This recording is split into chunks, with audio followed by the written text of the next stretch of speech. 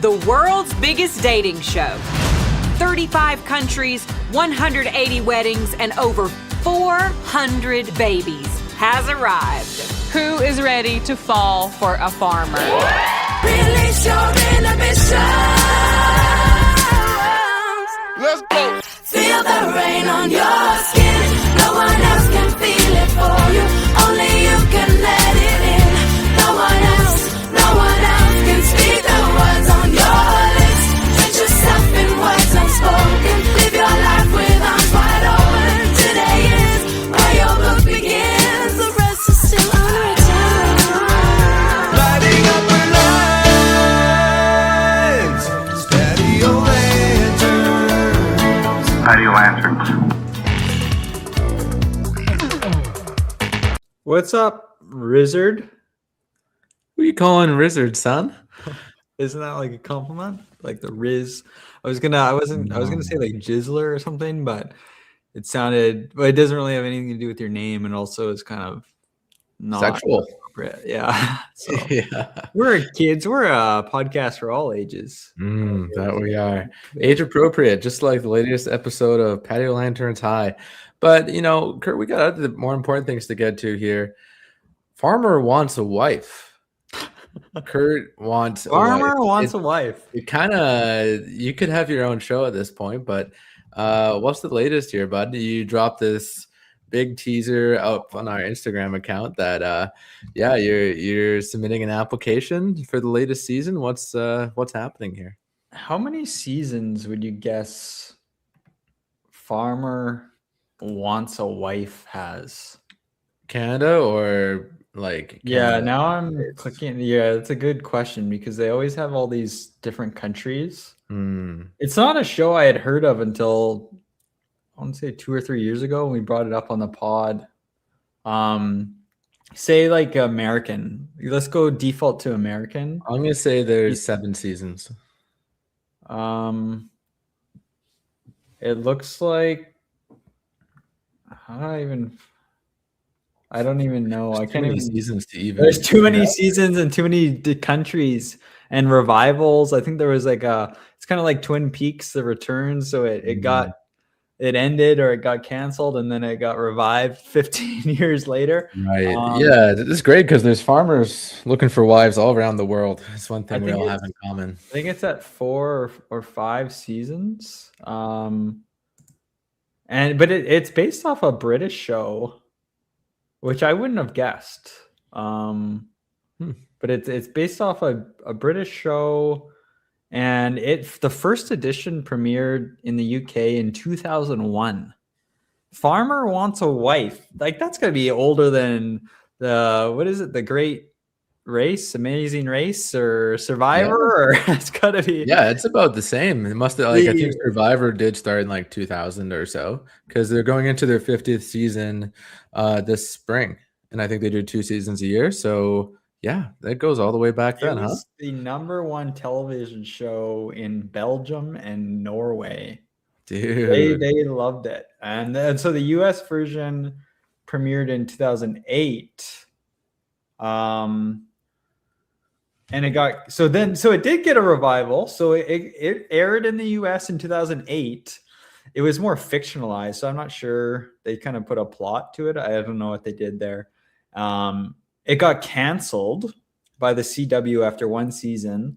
And in March 2023, a new version of Farmer Wants a Wife aired on Fox. So it did have a Twin Peaks return kind of thing to television. So and then now it's in its 3rd season only, apparently. So, yeah. So, okay. Canada just recently got this then. Canada is way behind. Yeah. So the Canadian, did I post a Canadian one? I thought so. I got to dive in. We got to do our research beforehand. Oh, so so there's a CTV one. That's what I would have posted. And it's season 1 was in 2023 from British Columbia. So that was the opportunity. I think that's when we brought it up. It was a few years ago. Season 1. And I don't know. I don't see anything necessarily about a follow-up. Oh, it says number of seasons 2, so I don't know if there has been a second season or there's one coming out. But yeah, so Farmer Wants a Wife. I already wrote this down, so let me just finish it. You kind of cut to the point faster than I expected. But Farmer, so yeah, am I going to be a reality TV star? I mean, so Farmer Wants a Wife is a reality dating series that follows several hardworking farmers as they search for a life partner. Unlike other dating shows, I don't know, The Bachelor, The Bachelorette, set in mansions or resorts, this one takes place on real working farms. And a group of women, usually from more urban city areas, move to the countryside to experience the reality of farm life and see if they can build a future with the farmer. See all these women out there, see these hot looking cowboys and farmers that think, I want that. This show, it teaches some of them a lesson. Not everyone can handle the farm lifestyle. So that's what Farmer Wants a Wife is. And yeah, I was going to tease it as, am I going to be on, did something happen? Is there news there about Kurt being on Farmer Wants a Wife season 2 or season 3 Canada? Or is there another show? So there's another show here. Have you heard? I'm intrigued. Have you heard of The Traders? It's a big topic. I've seen commercials for it in between football breaks in football. Yeah. The Traders. I don't even know what it's about though. There's like a knife in the logo, and yeah, I don't really understand what it's about or anything. Yeah. Okay. The Traders is another one of those shows that's got, I think all like reality shows has the versions for each country pretty much like it always happens. So this is another one of those shows that has like a American version. I think it was like an Australian or British show originally, and there's a Canadian version. And so it's a social deduction game played in a grand castle where a group of contestants work together to complete physical and mental challenges to build a prize pot. The twist is that a small number of them are secretly assigned as traitors, and the traitors' goals to remain undetected and eliminate the other players. The faithful are the other players, one by one. So I think they murder the faithful.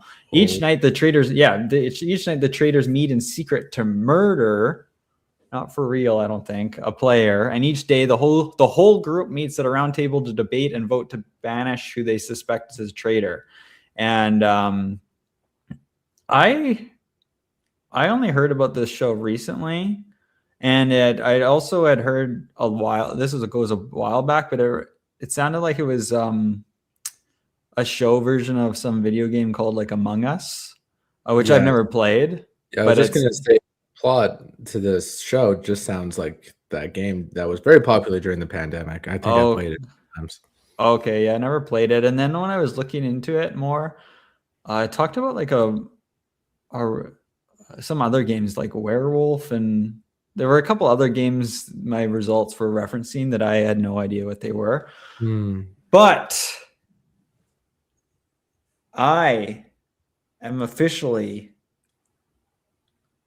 an applicant to the Traders Canada for this spring. Yeah. So no news yet. They may be listening. They may be watching the podcast to see what kind of personality this guy is. But I am officially in the running to be on the Traders Canada for, I think it's like a May filming date. Yeah, I see you as the potential chameleon in the room. Someone that can turn up the charm if they want to, or to just kind of keep it cool, like really horny, mysterious, or horny. Yeah, those, you got three options really. Yeah, so like I went to, I don't know, my sister is like, oh, you gotta apply for this, and I was like, whatever, I'm not doing anything. I'll apply for this. And I don't know if I went as crazy. I should have just gone crazy. They want some weird, over crazy, the top, people, and maybe I am that. Maybe I'm so just unaware, but and that I am what they're looking for in terms of weirdness and craziness. But that was kind of my idea, was to just gotta lean into the weird and also like kind of like the chameleon aspect, kind of like I basically wrote like I want them to like think I'm weird or to not know what I'm doing or what my goals are, or if I'm a faithful or a traitor, and I just keep them a real wild card, just keep them guessing. And also be super horny all the time.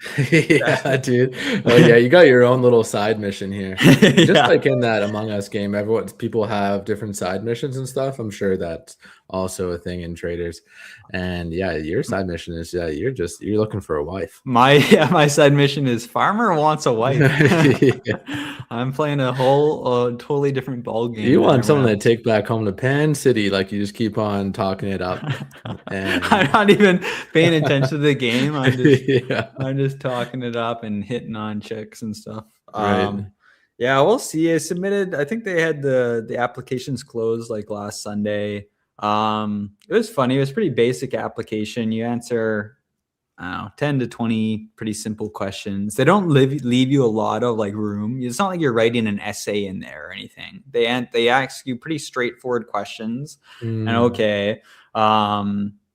I almost forgot.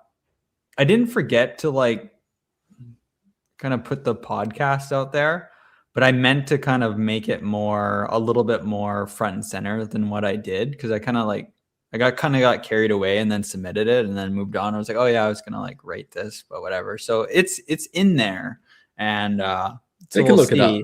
And then I had to record a video. Yeah, but you might have had to. But it was just like they are like they asked you to keep it under like 100 seconds or something like that, or 2 minutes, and they had some certain questions they wanted you to answer. So it's not like you go off and do Jeff from Community's audition for the real world where I'm playing guitar and stuff. I'm just basically answering questions. I'm just being okay. Can I get like a real life rendition of some of the questions you had to answer? Oh, it was just like hi, my name's Kurt. Yeah. And I live in Penticton. Yeah. It was basically like a resume. It was like they asked you kind of like this isn't a live video. I'm talking about they have questions on the online form. Yeah. Submit a video and answer these questions. And it's like your name, age, like occupation, where do you live? Maybe like why you think you would be good on the show, or whether you'd rather be faithful or a traitor.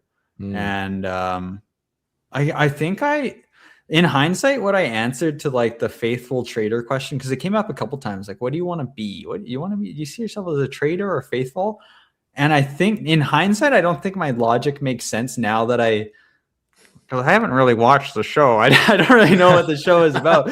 So keep that between you and me. But now that I kind of know how it works a bit more, just from like reading those couple lines earlier, I think my like logic doesn't really make sense, because I think I said like I want to be faithful and then trick them into thinking I'm a traitor. But reading that, if I trick them into thinking I'm a traitor, I'm just get voted off and I'll be out, like the first person out. So I don't know if that actually works. But my whole point was like really be really mysterious and weird or something, or maybe create a sense of uneasiness around everyone. Like they don't know what I'm doing there. Am I looking for a wife? Am I going to date somebody? Am I faithful or am I a traitor? And then I had to send in some photos. So I sent in some nice photos of myself, including maybe some cowboy shot. Well, I think that I was thinking about this because I like watching Survivors, that these chaotic people who don't really understand the rules tend to do pretty well. Kind of like if you've ever sat down at a poker game or the like with someone who doesn't really get it, then you can't. How do you play against someone who doesn't really understand the rules? You can't really interpret their actions. So you have that going for you. Absolutely. Like I'll just show up. I have no idea what's going on, and everyone's just. They do this cut to the one-on-ones in their own private room, and as a viewer you're watching on TV and people are like, I have no idea what that guy's thinking, like and I'm just like cuts to me, I have no idea what I'm doing here, like I don't even know the rules. I've never watched an episode. I don't know, but I don't know. I'm sure they get thousands of applicants, so I think the likelihood is pretty low. But I'm in the pool. I'm in the pool until they announce the starting lineup there. So fingers crossed, and I'll go on there and promote the pod and whatever. Excellent. And bring shame to the family, embarrass myself. Yeah, well, that got me thinking, should I submit an application independently and then we just pretend like we don't know each other? Can you imagine we both get selected? What are the Right. like? What are the I odds? think the applications are closed, but maybe if you want to submit Farmer Wants a Wife Yeah. or something else, or Survivor, you could do Survivor. Survivor. There's Yeah, Survivor that's true. Canada. That's true. There's just the one Survivor, but 'Cause they they always- do they bring go to a- Canadians into this, Yeah. the American Survivor. Yeah. But speaking of reality TV, we just had a big one drop for us based out of Kelowna Shot, Canada Shore. Yeah. Is premiering tonight, I believe, on Tomorrow, I Paramount- think. Paramount Plus. Tomorrow, it yes. tonight? Tomorrow Oh, on Paramount Plus. Yes. My days Yeah. are off. It's Yeah. on Thursday. Yeah, which begs the question, Kurt, how do we want to approach this? Do we want to do a watch along?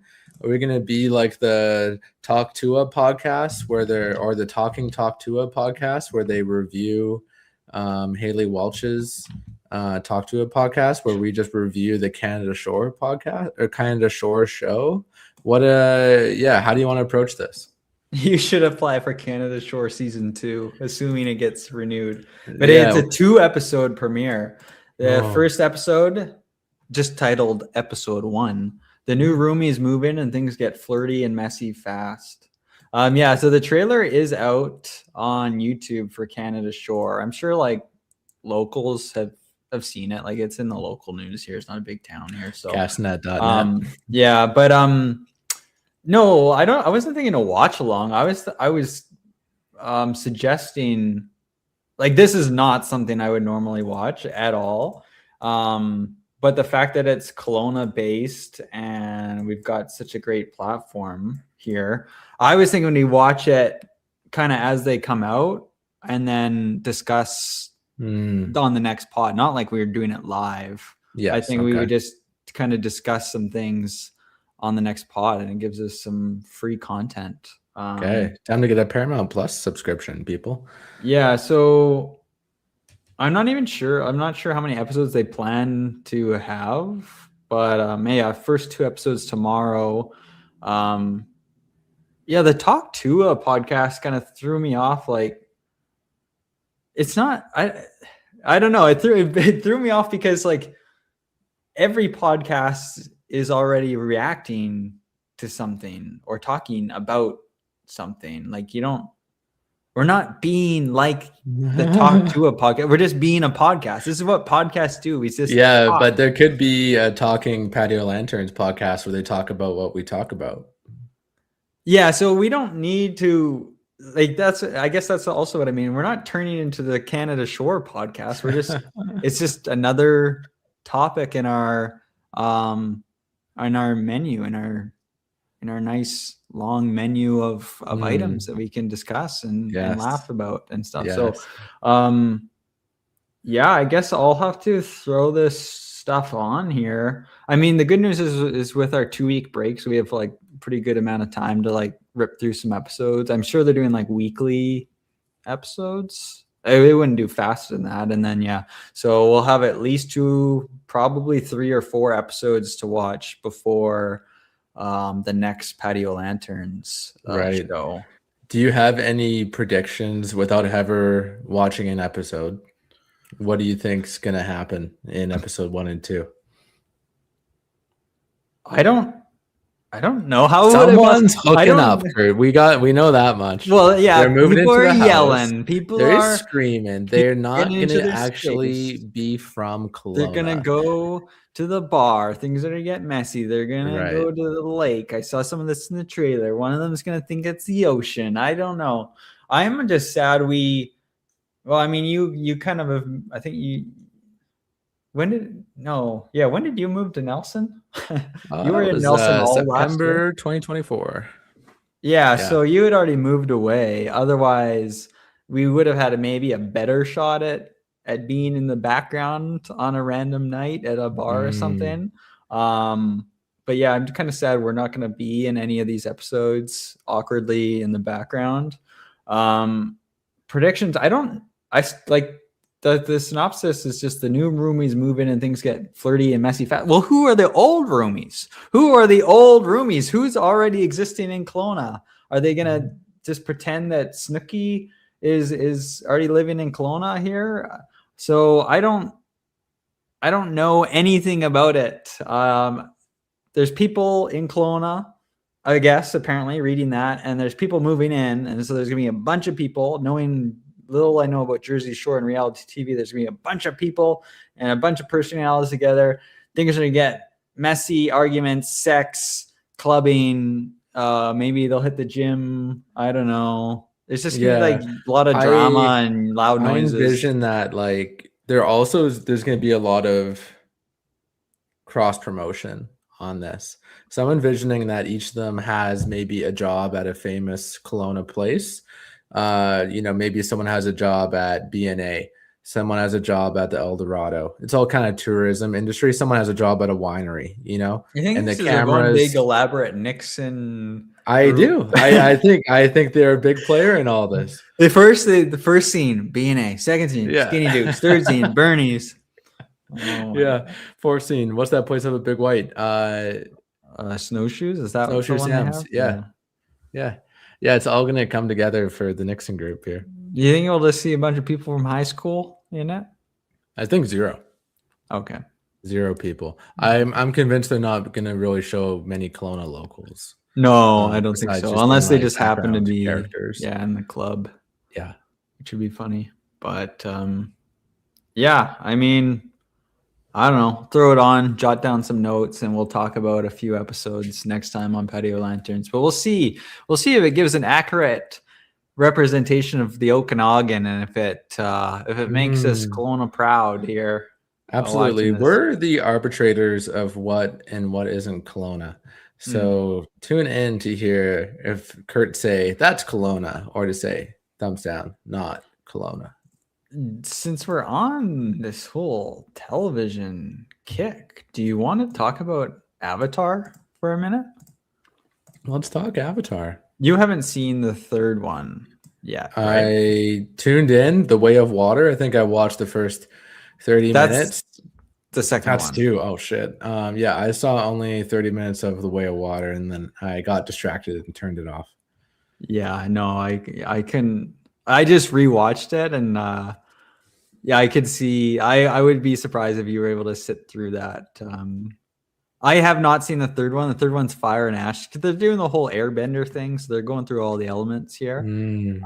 James Cameron's a big Avatar guy. The last he's a big Avatar guy, a big ocean guy and Avatar guy.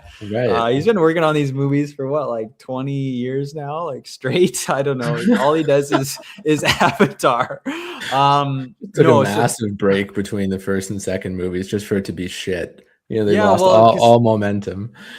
Actually, I think the second movie was. I think they're all pretty well, decently regarded. They're just regarded as samey and kind of basic plot, but I think they're all pretty well received. I think, I don't know, like he's been developing. It's kind of like NASA. Like, I don't know. He's kind of in the background when he's not filming the movie. He's just developing the technology to film the movie. So he was. The Way of the Water, by its name, has a lot of like water features, a lot of water scenes. And I think they were like developing all this technology in the background. He's just burning money, whatever. And I think they filmed that one and the third one back to back, which is why, what was it like? I don't know, 15 years between the first one and the second one. And then it was 3 or 4 years between the second and the third one. And God knows how long between the next one or two more, or whatever he's got planned. But, okay. Have not seen the newest one. We'll have to revisit the Avatar discussion because I will watch it eventually, but it'll probably be a while waiting for it to kind of get to digital release so I can watch it in high quality. But I rewatched the first 2 movies recently, kind of over over a couple weeks. Like I didn't watch either one in one setting. They are freaking long movies. And here, let me get it right in front of me here. So because Avatar 2 is like 3.5 hours or something. Christ. So Avatar 1 runtime is 2 hours and 42 minutes. That's not with how movies are coming out being like absurdly long nowadays. You get like a simple comedy that's like 2.5 hours nowadays. That's not that insane for like a blockbuster. 2 hours and 42 minutes. Avatar, The Way of Water, which came out in 2022, is 3 hours and 12 minutes. Holy smokes, a full on half an hour longer. And then this newest one that we're not really discussing today it's probably around 3 hours, right? It is 3 hours and 15 minutes. What the fuck? So they're getting longer. They're getting a little bit longer. So For reference, the extended edition of The Fellowship of the Ring is 3 hours 48 minutes, and that is a masterpiece. I think I've seen that, but I don't know. I've never done like the Lord of the Rings marathon where everyone watches the extended editions on one Yeah, night. you see something new every time. I'll tell you what. Okay, I do have some thoughts. Do you want to go? Do you have any thoughts on Avatar 1 at least or something? yeah, Avatar 1. I mean, there was a lot of criticism. They kind of stole the plot line of Pocahontas. It was a good movie. There was just like, it was box office hit, but it didn't really change anything. It wasn't really in the culture. Like there weren't really ever Avatar memes. Like there weren't Avatar.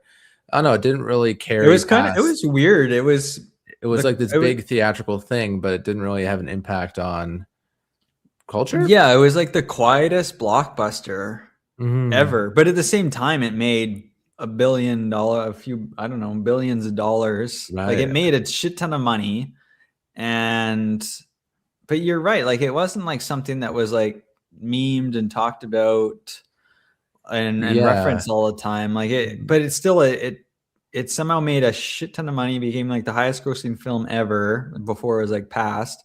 And then people were saying the same thing about Avatar 2. It's been too long.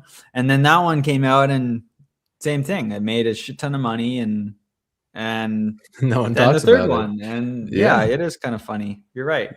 Yeah, so very visually, incredible visuals.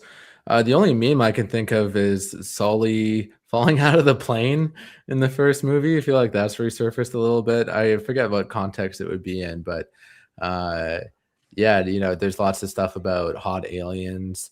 I asked you, Kurt, would the Na'vi story be as compelling if they didn't look so human-like, if they were like ugly aliens? No. Yeah. No. And that's wouldn't. Yeah, Yeah, somewhere along the way, James Cameron's like, we gotta make him hotter. I think that was not Sully because I just watched that. I don't think it was Sully. Was that even his Jake? Was that his name, Jake Sully or whatever? Right. Maybe so. It was his number two guy that was. It was another guy who's actually Na'vi. Right. Who was like a rival at first, and then they were bros, and then he died. He fell out of that plane and got smushed. Yeah. Yeah. And then my prediction, kind of like what everyone else was saying for 2 and 3, is just like you said, a repeat. Same plot line, fire, water, and curious to hear what your takeaways are. I'm so glad you said that. I wish you'd say that about all the movies I watch. Okay, I was a pretty big fan of Avatar 1. It wasn't like crazy. I wasn't like dressing up blue face paint and going to the theater or watching it multiple times, but I was a pretty big fan. I mean, so I don't know if it was because of it was like the first one. There's always that new kind of magic with the original in any kind of series. Kind of you're seeing this whole world for the first time. At the time, it was like stunning. Computer animated graphics, everything was just stunning. And like I said, that was like 2008 or something. I don't know. So it was like 20 years ago. So I was pretty young back then too. And so I've actually seen, because I think I have Avatar 1 in the drawer over there. Right. I think it's one of like 2 Blu-ray movies I own. And I've seen it a bunch of times actually. I love the world. It's beautiful. I'm like James Cameron. I'm in awe of Pandora. It's beautiful. Now rewatching it, it's a little bit different. I've seen it several times, and so it's a little bit less fun that way. Also, some of the visuals don't hold up quite as good. It still looks really good for like a 20-year-old movie, but it doesn't quite hold up. Obviously, that's just what happens. Also, I went to Disney World a few years ago, or several years ago now, and they have like Pandora in Animal Kingdom now. Okay. And that is awesome. That is so awesome because they have the floating mountains. You're like, how do they build this shit? And then I stood in this like 3-hour line for a 5-minute ride, which was brutal. But well, first of all, in line, you kind of go through the facility, and there's like the avatars are in the like tanks, and it's awesome. It's like, wow, like they do such a good job. A good tank. I love that's discussed. Yeah. I love a good like flotation tank or yeah. Gets Kurt going. So you see these things and it's like, wow, like, and Disney, they do an awesome job with that kind of stuff. So it's really cool for the nerd in me. And then this ride that we did, maybe if I went back on it, it wouldn't hold up, but it was like, it was kind of like a virtual ride. Like you put on like goggles and you hop on like kind of like a mount or a bike, and then you're a Navi or an avatar, and you're on one of the flying things. Yeah. And right, like the dinosaur looking birds. Yeah, like a pterodactyl looking thing. Yeah. Yeah, but they're buddies. Yeah, so I'm all hooked in through my wiener or my hair or whatever. And right. I mean, I only did it once because I wasn't going to wait in line again, obviously, and I haven't been back. So maybe if I went back, the magic wouldn't be there. But like those kind of virtual reality type games, whether it's at home or at a theme park, are kind of lame because there's a lot of them, and then you end up kind of in Mark Zuckerberg metaverse where like it's just stupid and lame and stuff. But I thought it was amazing. Like it was the most like lifelike like virtual world that I'd been in. Like it was like I was completely immersed. I didn't want to leave. I didn't want to leave the freaking Pandora. It was amazing, and you felt like everything. I felt like I was flying on this thing, and it was gorgeous. Absolutely gorgeous. Can I just stay here for a second? Get you guys just take it in. Absolutely. So wow. So that was awesome. But back to the movies. I mean, Avatar 1, it's your classic, like you said, Pocahontas. So the humans come in, they start blowing up stuff to make golf courses and mine some minerals. Can you imagine they're making golf courses on Pandora? Yeah, it's only a matter of time. It's very fitting. Yeah, absolutely. Absolutely gorgeous courses. It's the floating mountains. The best views. Totally. Like you're going to have to do a hell of a chip from this floating mountain to get down to a 20-kilometer wide stretch of the next hole. Anyways, I've always kind of liked that basic story. Like now Jake Sully is integrating himself as with the Na'vi, so you kind of get to discover everything for the first time. He transports his consciousness into an avatar, and he's figuring everything out. So you're both seeing the world at the same time. And like we said at the time, gorgeous movie, and that was what all the hype was about. Okay. Overall, I'm okay with Avatar 1. Basic plot, but I like it enough. Now I've seen it enough times. I'm not really dying to throw it on. I watched it in several sittings because it is long. So I would just throw it on for either a half an hour or an hour while I'm on my phone or eating dinner or something. Because I really wanted to rewatch Way of the Water, because that one I didn't remember a lot other than there was a lot of water in Wales. Okay. And threw that on, and that's when I saw the runtime of 3 hours and 12 minutes. I was like, holy shit. So it probably took like 6 watches to like get through it. But this is where I have most of my notes here, just because it was only the second time I've seen it. So I remember I watched it soon after it came out at home a few years ago, and I was just, I don't know what the word is. I was just meh. It was meh. I watched through it because I like to finish movies. I just can't do what you did. But it didn't really have an impact on me. It was just kind of whatever.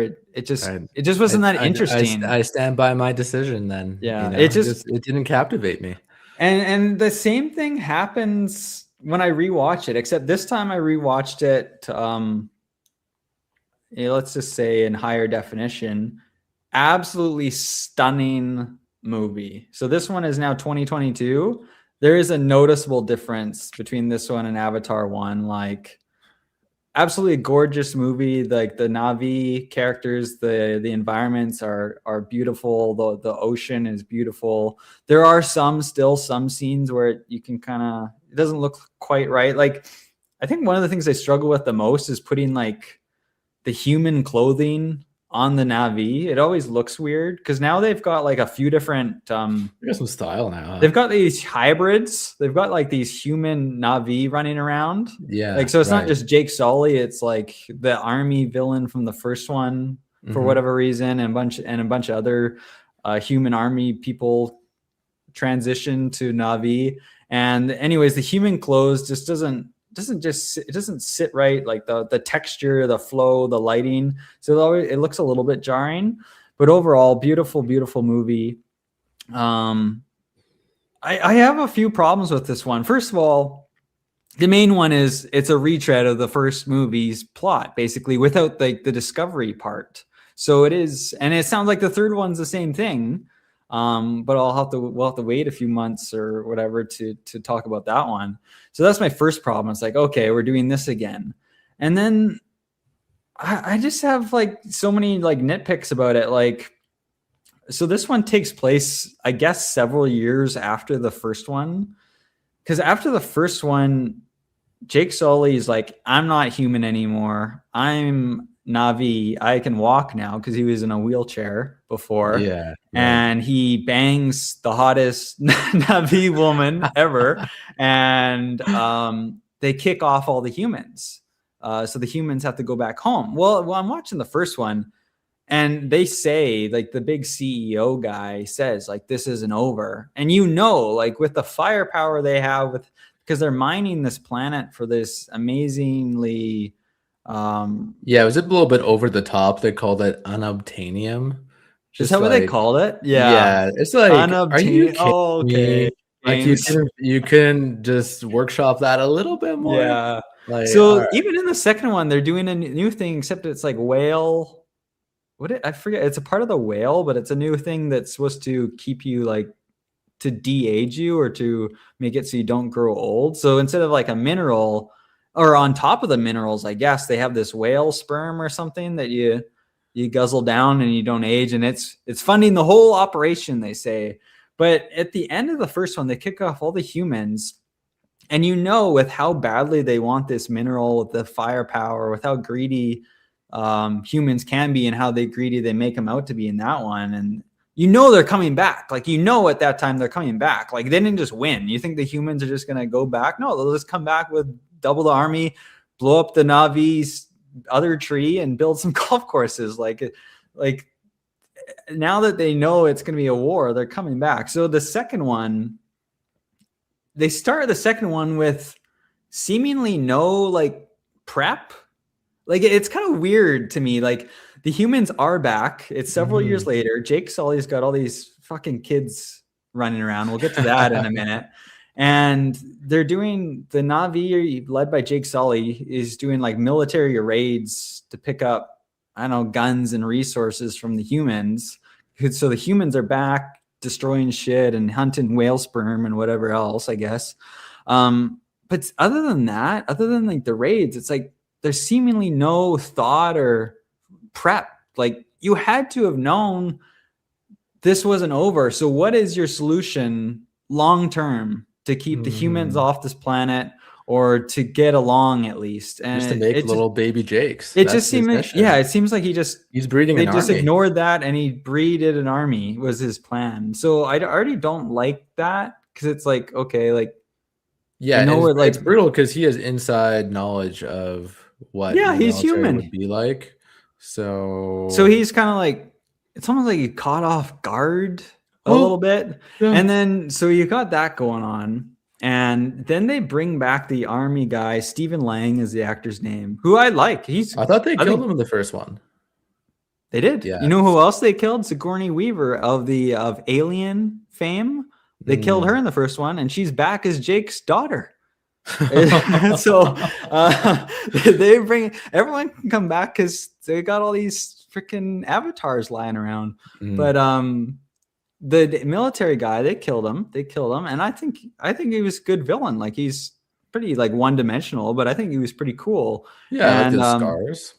but I don't need him to come back. So they kind of like, I don't know if retcon's the right word, but they basically had explained that they had planned for this, that if he were to get killed, he had recorded a bunch of videotapes to explain to his new avatar self, and his memories would be transferred, basically. So they had like a backup on reserve, a backup Na'vi version of this military guy on reserve. So that's what happens, is now he's basically Jake Sully, right? He's full on Na'vi. And then same with his whole squad. So now there's like 6 of them, of these military people, like the same people from the first one, except they're all Na'vi. I didn't need that. Like, I like Stephen Lang. I did not need any of that. Like, let's just bring in a new villain and move on. And he survives at the end of this one. So he's back, I think, in the next one as well. So I don't like that. So, and yeah, so he's just going to run the same plot. Yeah. So I'll just skip to the end here because it's relevant, but there's a human child amongst all the Na'vi children that Jake has, his army. There's a human child. They kind of have all this shit that just gets left over from the first one, or they just whatever throw in there. So the first thing is Stephen Lang comes back as Na'vi. They're like, poof, actually we got this reserve avatar, Stephen Lang. The second one is Sigourney Weaver. She plays one of the scientists in the first one on Jake Sully's team, and she gets shot by Vin Diesel's Dominic Toretto's wife. Or no, when Dominic Toretto's wife's flying the chopper out of the station, Sigourney Weaver gets shot, and they try to like do the Jake Sully thing and transfer her consciousness into a Na'vi body full time. It failed. It fails.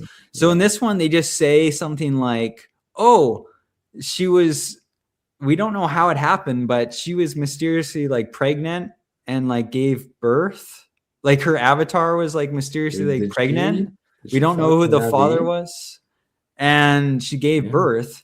And the daughter, Jake Sully's family takes in the daughter, the girl, the baby girl, and raises her as his own.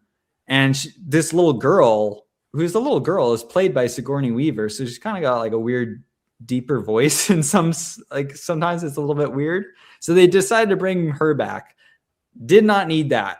Either. Like, I don't know why you couldn't get just another actress to play this girl. I don't know why you had to bring back Sigourney Weaver. Well, it wasn't necessary, but it sounds like they're just recycling. Yeah, this worked in the first one. So. Yeah. And so the third thing that I was getting to is there's a human kid that was left over, and I don't know, they had, for some reason, there's a baby. They say there was a baby left behind at the end of Avatar. I don't know where this baby came from. And they say babies can't go into cryostasis or whatever back to Earth. So it had to stay on Pandora. So again, Jake Sully is like, I need more kids. I'll take them in and raise them as my own. And he's somehow the child of G.I. Joe here, Stephen Lang. And that's unexplained either. So you've got this Na'vi girl mysteriously came out of Sigourney Weaver's avatar. No, they don't have any idea how it happened. They never explain that either. No, and they give her some connection to is it Gaia or whatever? Like the life force. Yeah, like the Like life Mother force. Earth? This of because Pandora, the Navi, they're all connected to Gaia. It was Gaia or something like that, right? Yahweh. Is it Something like Yahweh? that. Well, Yeah. isn't that the Awa? Yahweh Awa. is the Old Testament God, but Okay, yeah, I Awa. think they call him Awa. Yeah, It's so kind of a rip-off, but they yeah. basically call her this miracle girl, and she's got like a special connection to Awa. She's like she's like water bending by the end of the movie. And then you have this human child, and they just say he's Stephen Lang's kid, but none of that's explained. It's like, who is he banging? Like who's he banging? Who's everyone banging here? Like, how is this all happening? And so they take him in. So they've got all this crap that they just threw in there that I didn't really need. And then that leads me to the next point is now it's a family movie. Now it's a family movie, Ryan. So he's got what? Count them. He's got like 7 kids now. Him and his wife have 7 kids, give or take. And man, kids are annoying. Like I don't need any of the kids. I get.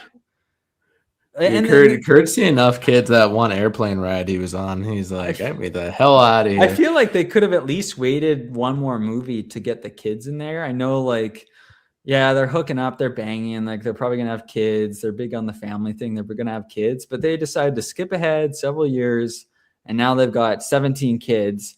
Well, the kids and their kids' plots and stuff they're just not that interesting. I just want to see what Jake Sully's up to, really. So I just don't like it when movies do this in general. Is like you have a sequel and now it's about the kids. It's about the son of the main character or the daughter of the main character or something. It just waters down the whole experience for me. One of the kids has the broccoli haircut for some reason. Like, where did that come from? Where's the inspiration? Why do you have a different haircut than everyone else? Yeah. One of the kids dies. Yeah, very, very sad moment. Kind of like how in Fast and Furious we're predicting that Dom's child's gonna die. He might have some more by the time the next Fast and Furious. I'm not sure around, if we are predicting that. Yeah, I'm pretty sure it's us. Okay, so yeah, they're devastated. But I'm actually was slightly impressed. Like, it's bold to kill off the kid. Right. Like maybe the either Jake Sully or his wife. You could see that as like a dramatic move, but they just decided. I mean, they have enough kids, so it was kind of easy that way. Like, just kill one of them off. They got 16 more. Cheaper by the dozen. So yeah, let's just storyline a little bit. His wife, I just noted, like, it takes a second, and then his wife really screams, but there is a delay. Like, it's like silent, and then she really just wails for a while about this dead kid. What else do I have? Yeah, I wrote. Yeah, so and then overall, I hit on my main points. Overall, it doesn't move anything forward at all, I feel like. So at the end, like I said, the human child saves Stephen Lang, who's his dad, I guess. Like, lets him live, essentially. He was dying or drowning. He saves him. So I'm like, okay, I get it, but now he's obsessed. He is absolutely obsessed in this one with Jake Sully. He doesn't have any other mission except to hunt down Jake Sully and kill him. I don't even know why either. Like, I don't know why he's authorized to do this, because I don't know how it moves the human race or their military operation forward. But he's just going all over Pandora looking for Jake Sully. Well, it's kind of like it sounds like the Terminator. Like, he has one mission and one mission only, and that's But kill he's Jake supposed Sully. to be working for like an operation, so I don't. It's not to like get the whale running, sperm. Yeah, so it's not even like he's running his own thing here. He's supposed to be working as part of a bigger organization, but he just takes control because he's an alpha, and he is absolutely obsessed in this one with killing Jake Sully. And this human kid lets him live. So then you're left leaving the movie. Okay, they're just going to retread the same plot in the third one. He's just going to come back. Right. He's not going to turn to a good guy, at least not yet. Maybe he'll have a redemption arc by the end of the third movie or something. And then it's just the only saving grace I have here is the last lines of the movie, is because Jake Sully says he finally comes to his senses, and he says, as the camera zooms in on his beautiful blue eyes, he says, I can't protect my family by running, because the whole plot is he's getting hunted by Stephen Lang in the mountains or whatever, in the forest. So he moves to the water tribe, and that's how he moves to a different water tribe, and they find him there, and everyone's pissed off because he's like, dude, like, you did that, you brought this here. But his last lines are, I can't protect my family by running. This is where we make our stand. So complete retread of the plot in this one. It feels like it's going to start similar in the next one, but maybe by the end of the third movie, we'll have like a slightly different, it'll kind of start turning, it'll start going on the exit ramp or something. Like, he's finally come to his senses that you can't just run. Like, they're just coming back. Like, you got to do something. Like, otherwise they're just going to make golf courses. Okay. Can finally come to his senses. So you haven't seen the third one yet? No, I mean, it's still in theaters, and especially after watching that second one on Disney Plus and seeing how like beautiful it is, like that's really the appeal, is how visually nice it is. I gotta wait till it's out on HD so I can do it justice at least. Yeah, you know how we talk about Taylor Swift's latest album as grocery store music? Yeah. I kind of view this movie as grocery store background TV. Like, it's just kind of on visually. Fantastic. It's like a Best Buy. It's in Best Buy. All those Best Buy movie. You're looking around. Oh, this looks TV amazing. is so much better than my TV. Look at the graphics, honey. And then it's just the show. The TV is not any better, but gosh, yeah. Is anyone really going to sit down like our guy Kurt here and watch the whole thing? Maybe. I mean, it hasn't made up. Like, I think it's declining in revenue since the last one, but I think it's made over $1 billion already, hasn't it? Like 1.8 billion or yeah. So like, it's kind of odd because it is so quiet after they come out. This time we are seeing, like you said, we are seeing more memes, and mostly because people are kind of saying similar stuff, like, oh, it's the same thing, or it's silly, but there's memes of the guy falling out of the plane. There's other people showing up to the theater or at home painting themselves blue and stuff. I've seen that, but for the size, for how much money it generates, it is quite quiet as far as like online discourse and like really just cultural impact, like day to day, or I don't know. But I don't know. Lots of people are seeing it. I'll see it eventually. In between watching Canada Shore episodes.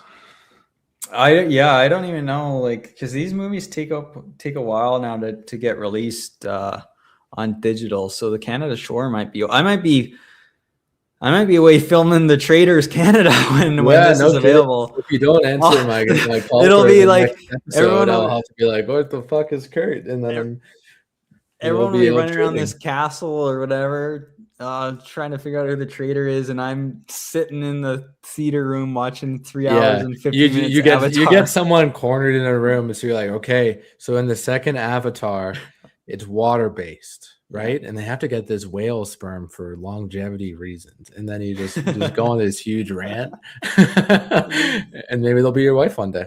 I don't even know if I've seen like an actual trailer for the third one. I've definitely seen like the odd like clip, but I don't know if I've seen a full trailer.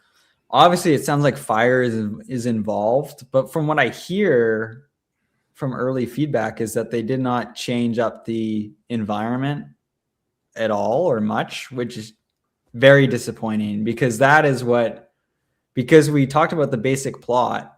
These movies are about the visuals. They need to bring in a lava. They need to do something visually to get me out of my seat here. How about they fix the plot line here, guys? Here's an idea for you. How about we have both? Yeah. I don't know. I'm kind of curious as to what James has got planned to wrap up this whole thing. I think he's hoping to do 2 more movies if the if they get enough money here. I don't know how's this all going to turn out? Golf courses or no golf courses? I don't know. Jake Sully's going to start launching nukes. I don't know. Well, yeah, and then they're gonna have to do the air one next. What are the 4 elements again? Earth, air, fire, water. So they've done. Would the first one be considered earth or air? They kind of touched on both with the cloud. Islands. That's a good question. But I think since they were mining, I'm gonna call that one the Earth Avatar. I was maybe leaning a fourth one will involve more. But he does fly a lot in that one. Like his whole thing in that one was he hops on the dinosaur dactyl for the first time. Yeah, and it's really an exhilarating ride, and that's his main. The whole movie, and then he gets the big mama. He gets the big mama one. I forget what it's called, and for the final fight. And then in this one, he has to relearn it with like a water type bird thing. And they're all learning to swim properly. So he's going to tame some kind of fire Pokemon for the third movie.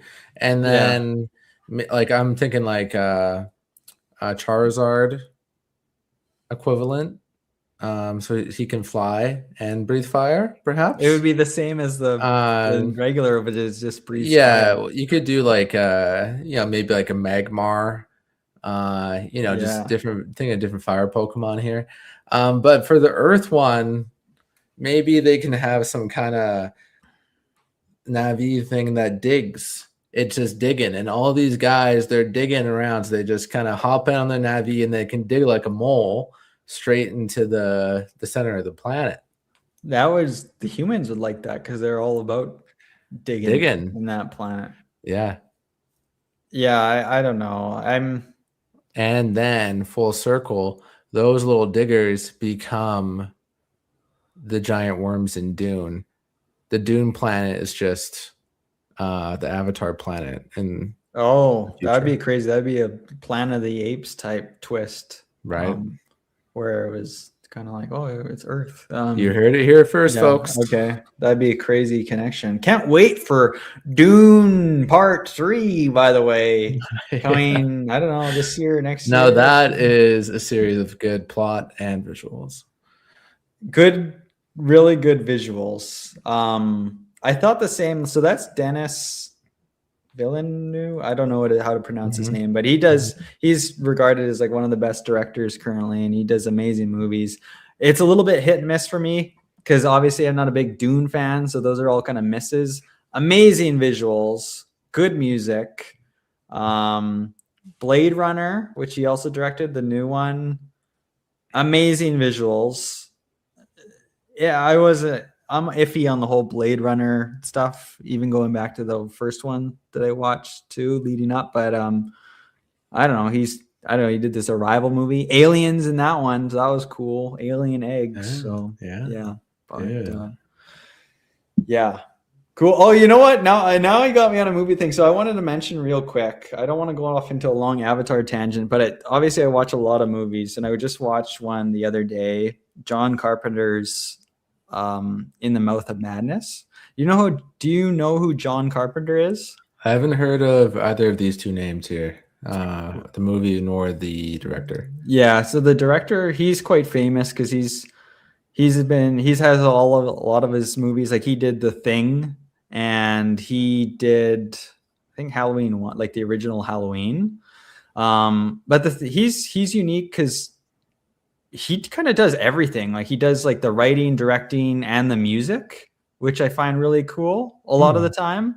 So like on this latest one that I watched, In the Mouth of Madness, there's this opening guitar riff that I can't get out of my head. I was listening to it a couple of times today, and apparently he just wrote it and he just fucking shreds it, and then he's like, all right, action. And I don't know, he's cool. He's well known for a lot of these like 80s and 90s movies. But I think it's cool that he does his own thing. But In the Mouth of Madness, interesting movie. I think it was like a 90s movie, but it's with what's his face? Dr. Alan Grant from Jurassic Park.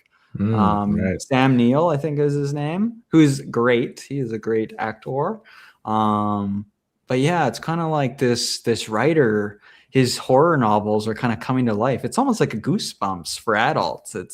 It's quite scary. It's almost reminds me of Longlegs in terms of spookiness. Long legs, right? Okay. But look, if you do nothing else, look up "In the Mouth of Madness" like song, and you'll like it. It's a good song. In the Mouth of Madness. Yeah. Okay. Yeah. Do you have time to hear about? I watched a documentary recently. Do we have time? Do we have time to discuss this? Yeah. You'll like it though. You'll like it. Okay. It's about this Project Blueprint. This guy Bryan Johnson. I've seen some of that. He wants to live for forever, and it just everyone I feel like is probably gonna have a different experience or interpretation of it all. But this guy's routine is insane. Like this guy is having like 100 pills a day. His whole mission, because he's a rich millionaire, is to just try and live as long as possible. And it just seems awful. this guy's just his whole life is just dedicated to optimization for longevity.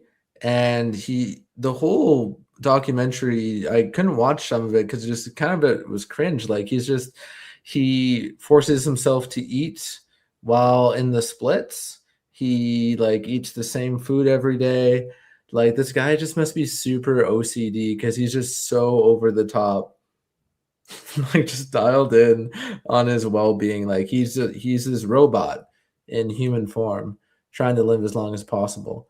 And I don't want to, there's not really a whole lot more past that. Like, I feel like you could watch this documentary. I think it's on Netflix. You could watch probably the first 15 minutes and you'd understand. You can leave it there. I'll save you the time, kind of like how I stopped watching the second Avatar. That's all you need to watch. You'll get it. This guy's just nuts. But I could see some people, maybe even people we're friends with, that would be like, this guy, he's on to something. Like, I want to optimize how long I want to live. And at the end of the movie, the final line was like, Bryan Johnson, his aging rate is only 0.67. So for every day, every 3 days, it's like he's only aged 2 days. It's just like, what the fuck are you talking? What are you talking about? He's got all these markers. He takes all these markers from these crazy, like these very niche academic studies, and then he's like, "Oh yeah, I got to optimize that. I got to optimize that. I got to optimize that." And if we put it all together, then we can figure out how old my organs are. And if we figure out how old my organs are, then we can come up with a rate for how much I age per day. And it's got to get better because we measure everything. It's got to get better, so I don't die. And the slogan in every single like shot is "Don't die." This guy's just he's afraid of. What do you dying. mean? I don't remember the slogan. Yeah, of every single shot. Yeah, like so in Project Blue, like they kind of have this like T-shirts and is that what he's got written on it? Say, like "Don't die." Okay, yeah. I saw it or some of it last year. It was on when someone was watching it. And then you see him on you see him in my reels. I see everything in my reels, so he'll show up once in a while talking about that. But he's almost like the opposite of that guy that optimizes his life. He turns 1 day into 3 days. You stack that over a month. Kick your butt, stack that over a year, you're done. He's the opposite of that in the way that he ages. 2 days. Well, it's the same idea. He's kicking my butt because for every 2 days I'm living, he's living 3 days, and there's just there's definitely people like he's got. Basically got unlimited money, I guess, to do that sort of thing. Like that's all he's focused on. But you're right. It totally consumes his life. Like you think like a fitness influencer or just a gym rat or something is like obsessed with like fitness and health. This is like every second, every thought is towards being the healthiest person on the planet ever. He's like the kind of dude that will only hang out with someone because an academic paper said it's good to socialize. Right? Yeah. Well, he hangs out with his son. It's good for your health. So that's why I'm hanging with my son. Yeah. Shit like that. It's just like, The fuck? Yeah, I Just a robot. I don't know. I'm kind of curious to see what happens there. I think he's hoping to just never die, basically, and be Oh, the you healthiest don't person. say. He But doesn't want to die, huh? but Well, I got news for you, blood. I know we'll see. Everyone's So we'll gonna see if die. one day like he just shows up in the news like dead at I don't know how old he is now. 50, 40 or Well, 50. yeah, well, then his whole aging rate thing will be for nothing. Yeah. Well, that's a risk he's willing to take, but Right. it's yeah. Hey, you're seeing it firsthand. It takes a lot of commitment to live a really healthy, committed lifestyle. He just takes it to an insane and extreme, but there's tons of people out there that, you know, a few hours in the gym, eat the same thing Yeah. every day. It's a Well, lot. It's a lot. It's a Yeah. lifestyle. I think I resonated to it because now that I'm 4 weeks sober, I'm realizing that I'm Congrats, better by than the way. everyone. Thank you. I'm realizing that I am better than everyone and that Yeah. I probably deserve the resources invested in my well-being to live longer. So yeah, I'm looking at ways to further my Well, you should buy one of those longevity. tanks. A Cairo tank. Yeah. Yeah, well, the dude was like sleeping under like a visual thing. Like he's got all kinds of science. We have no idea what's going on. Yeah, we'll get him on the show to discuss for sure. I don't. Yeah, it's either him or James Michael Shannon on the show next. We'll see. Hmm. We were gonna have Alan Rickman on the show. We had Randy said he was scheduled in today, but Alan. apparently he died a few years ago. So Oh gosh. yeah, best well known from the Harry Potter series ever. Too soon. Yeah, we were really looking forward to having acclaimed actor Alan on the show, and sorry, Randy, yeah, inform you he died a while ago. But we'll try and get, is it Bryan Johnson or is that the AC/DC guy? I think it's both of them. Yeah. Okay, We'll get Bryan Johnson on the show. we'll get the wrong one on the Yeah. pod. So we're here to discuss longevity. Yeah. Cool. That was fun. Well, next time on the show, no shortage, no slowdown on the television front, as we'll be discussing several episodes of Canada Shore. Maybe I'll be announcing my upcoming appearance on the Traders Canada, and then maybe your appearance on Survivor or something of the like. Well, I got more important things to talk about, Kurt. I sent a stool sample off to get tested. I got labs optimizing things 24/7. Yeah, you're We're gonna Bryan talk Johnson. about that next episode. Stay tuned. Okay. I'm really looking forward to those lab results. See you later.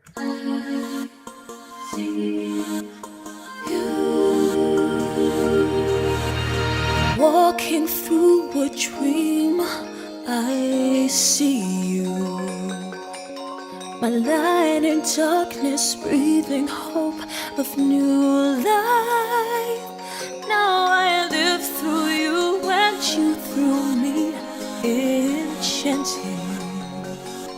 I pray in my heart that this dream never ends. I see me through your eyes, breathing new life, flying high.